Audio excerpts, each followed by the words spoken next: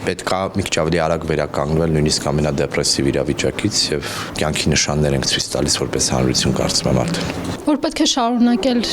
պայքարել, չնայած բոլոր դժվարություններին։ Դասեր քաղեցի, գիտեք ինչ դասերից մեկը, որ ինչքան դու ինքնուրույն ես, այդքան քեզ հարգում են։ Համբերատար լինել, այդ հին դաս է, հա։ Նյարդերը անջատել եւ անել ինչ պետք է, սա է իմ անձնական դասը քաղաց։ Հասկացա որպես դաս, որ այո, հիմարությունը սահման չունի իրոք, որ կարող է լինել էլ ավելի վատ, քան էր։ Սա ինձ արդեն մյուս կողմում ասեցի, ես չեմ զարմանա, եթե հաջորդ տարի մեկ այլ մեծ ինստիտուտի, համազգային ինստիտուտի դեմ պայքարը սկսվի, ենթադրենք Սփյուռքի դեմ։ Որ պետք է ավելի պինդ լինենք օտարերկրյա ազդեցությունների դեմ պայքարում եւ ավելի միասնական։ Մենք այն որ նաեւ Եվրաքվեն հաջողեց դեռ 2024-ին ստորագրահավաքը եւ դրա շնորհիվ 2025-ին այդ օրենքը ընդունվեց, ցույց է տալիս, որ ժողովրդավարական ուժերը, եթե իրար հետ են գործում, միասին են գործում, ինչ կարեւոր ուրեմն բեկումնային Հայաստանի համար շատ դրական լուծումների կարող են հասնել եւ դա իհարկե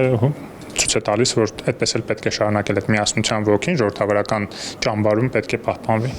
Հույս ունեմ ամենամեծագույն դասը նա կլինի, ունեմ այն ակնկալիքը, որ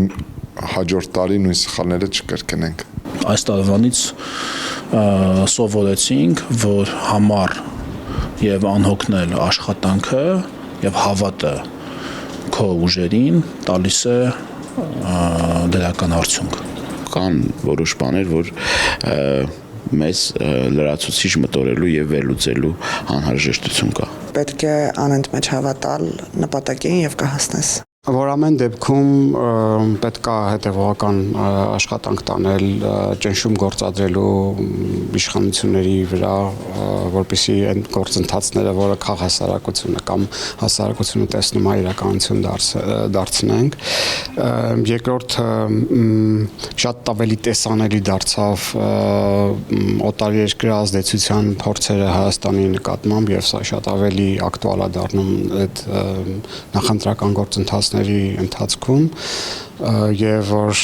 այս ընտրությունները օրինակ ինձ համար լինելու են նաեւ աշխարհաքաղաքական Հայաստանի աշխարհաքաղաքական կողմնորոշման հետ կապված ընտրություններ, որ արտաքին քաղաքականությունում հաջողություն ունենալու համար այնուամենայնիվ պիտի հնարավորինս ավելի ռեալ իրականության աչքերին նայելու համարձակություն ունենանք։